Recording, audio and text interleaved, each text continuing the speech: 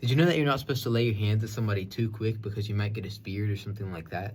Or at least it's what a lot of people believe. But when we look at the verse they use, which is 1 Timothy 5:22, it actually says something different. And it says, "Do not be hasty in the laying on of hands, nor take part in the sins of others. Keep yourself pure."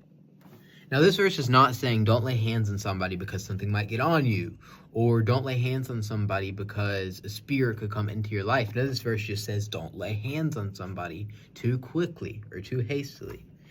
And in just 2 chapters backwards, in 1 Timothy 3, verse 8, it says, "Deacons likewise must be dignified, not double-tongued, not addicted to much wine, not greedy for dishonest gain. They must hold the mystery of the faith without a clear conscience.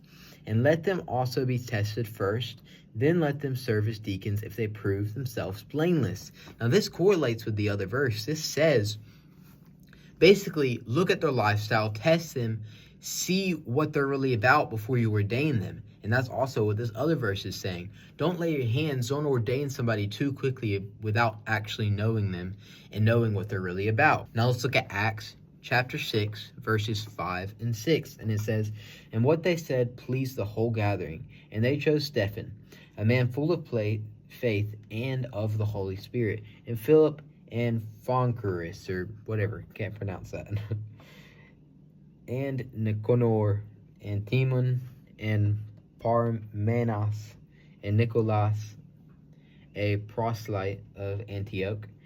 These they set before the apostles, and they prayed and laid their hands on them." What is this talking about? It's talking about ordaining all of these different people. Now, on top of those verses, how can something that touches you or something you lay hands on affect you if you have Jesus inside of you?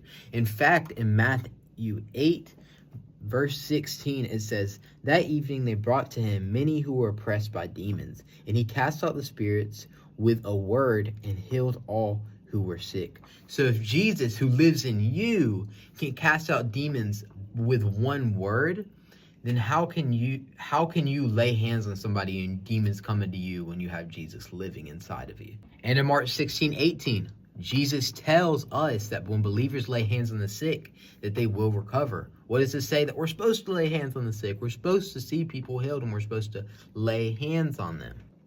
Ultimately, if Jesus lives inside of you, why should you be afraid of laying hands on someone who might have a spirit, who might have a demon? Why should you be afraid of that if Jesus lives inside of you and with one word he casts it out, demons?